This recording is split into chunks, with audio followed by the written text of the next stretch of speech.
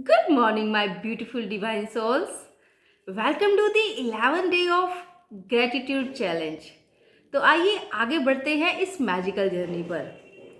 According to some philosopher, हम grateful और unhappy कभी भी इकट्ठा फील नहीं कर सकते। और जैसे ही हम उन चीज़ों पर ध्यान करते हैं जिसके लिए हम ग्रेटफुल हैं, तो हम मोर जॉय भी फील करते हैं। और साथ ही जब हम ग्रेटफुल होते हैं तो हम प्रेजेंट में रहते हैं, जिससे कि हमारी फ्यूचर की टेंशन्स और वरीज कम हो जाती है। और जैसे ही हमारा ध्यान उन चीज़ों पर जाता है, हम फोकस करते हैं कि जो हमारे पास हैं, उनके लिए ग्रैटिट्यूड करते हैं, तो वो चीज़ें हमारी लाइफ में बढ़नी शुरू हो जाती हैं। क्योंकि अब ये आप सब जानते हैं कि जहाँ हमारा फोकस जाता है वहीं पे एनर्जी का फ्लो शुरू हो जाता है और चीज़ों का एक्सपेंशन भी हो जाता है। और आज की आपकी एक्टिविटी ये है कि आज आपने अपनी अचीवमेंट्स के लिए और अपनी क्वालिटीज़ के लिए, अपने बॉडी पार्ट्स के लिए ग्रेटफुल होना है और खुद को अप्रिशिएट करना है।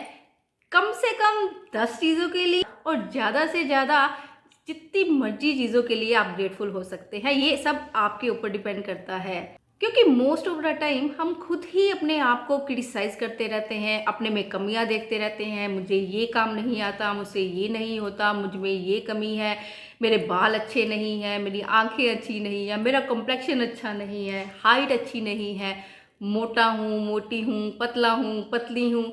इन सभी चीज़ों के कारण हम खुद को बहुत ही लो फील कराते रहते हैं। और ऐसा करने से धीरे धीरे हम अपनी सेल्फ इमेज को डिस्ट्रॉय करना शुरू कर देते हैं। क्योंकि पूरी दुनिया के कहने पर उतना इम्पैक्ट नहीं पड़ता जितना इम्पैक्ट तब पड़ता है जब हम खुद को सेल्फ क्रिटिसाइज करते हैं। और सेल्फ डाउट भी तभी आता है जब सेल्फ क्रिटिसिज्म होता है। और इसी का ऑपोजिट है एप्रिशिएशन। ये एक फर्टिलाइजर और नेक्टर की तरह काम करता है, जो आपको आपकी लाइफ में ग्रोथ करने में हेल्प करती है।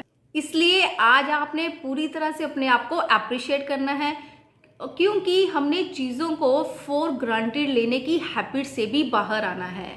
आप सब जानते होंगे कि दुनिया में ऐसे बहुत सारे लोग हैं जिनके पास अच्छी हेल्थ नहीं है, अच्छी बॉडी नहीं है, अच्छी सोच समझ नहीं है, लेकिन आपके पास वो सब कुछ है। इसलिए भी ग्रेटफुल फील करना है।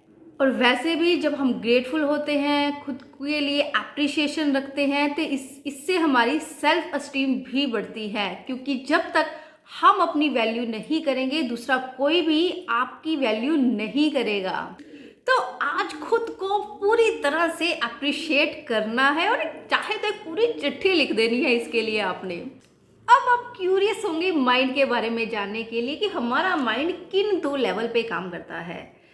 तो इस बात को, अब इस कॉन्सेप्ट को आप बड़े ही ध्यान से समझिएगा कि हमारा माइंड 2 लेवल पे काम करता है, एक कॉन्शियस माइंड और एक सबकॉन्शियस माइंड।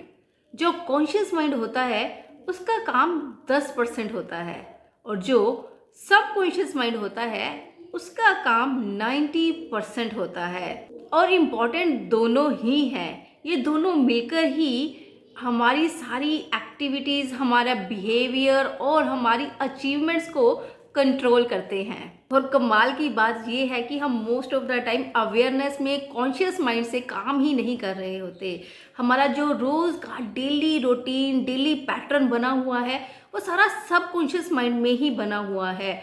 अब आप ध्यान से ही अगर आप सोचें, अगर अपनी कुछ आदतों के बारे में या कुछ जो आपके डेली पैटर्न है, तो आपको उन चीज़ों को करने में कभी भी दिमाग नहीं लगाना पड़ता।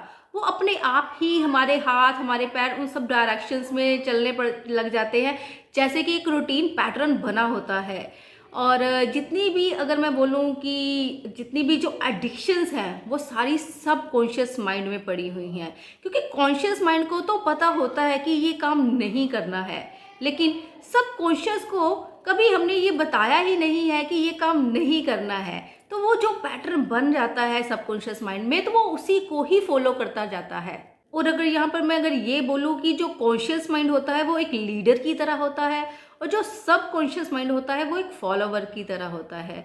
कॉन्शियस माइंड जो भी कमांड सबकॉन्शियस माइंड को देता है, सबकॉन्शियस माइंड उसी पर ही वर्क करना शुरू कर देता है।